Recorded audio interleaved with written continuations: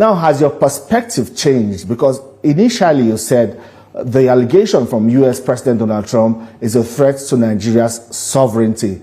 But now missiles have been fired at some targets in Tangaza in Sokoto State. What has changed, especially now that we have an understanding that there was a collaboration between the US and Nigeria? Well, first and foremost, let me thank you for this opportunity, and at the same time, appeal to Nigerians to remain calm. We should work together at this trying moment of our nation, irrespective of our divide. Nigeria first, with our historical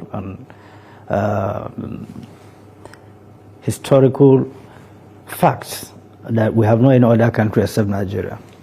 Number two, I became extremely worried when I saw the President of America, Donald Trump, granting interview inside his Air Force One, where I said Nigeria is a country of concern.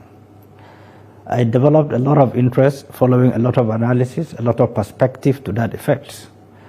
And I get more worried when the Department of War were directed to start preparing war to strike strategic targets U.S. considered as ISIS base or ISWA and so on and so forth. At that point, I knew that there's a diplomatic problem between Nigeria and the United States. Something is not connecting. This is not the first time Nigeria have gone through this. If you remember, during President Buhari, such things were raised, and Buhari went to America, had a meeting with President Trump, that issues were sorted out. So I was asking myself, was it that there is no diplomatic conversation that will lead the President of America to come out publicly and embarrass Nigeria? What is going on? The government needs to work up and make sure they tidy up the diplomatic ends where something fundamentally wrong is not connecting. And of course, the D-Day will be monitoring situations worldwide, reaction from every end, military analysts, experts in different fields. Around 12 to 1 a.m., I saw a breaking news from CNN. And it gave me a nightmare that the President of America, President Trump, have ordered striking Nigerian targets associated with ISIS. I couldn't believe the breaking news from CNN. I have to switch to Al Jazeera. And I saw the same thing going on in Al Jazeera. And I started calling people around government corridors to know what is the truth about all this.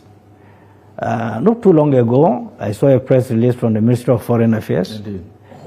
And of course, not too long ago, I saw the Minister of Foreign Affairs, my brother Tuga, issuing perspective to that effect, his conversation with Secretary of State Rubio, and also relaying sent to the President and Commander-in-Chief.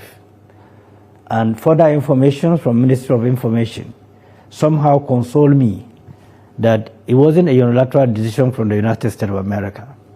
Nigerian officials and the President are... News. Your fast, reliable, and simplified source for Nigerian news updates.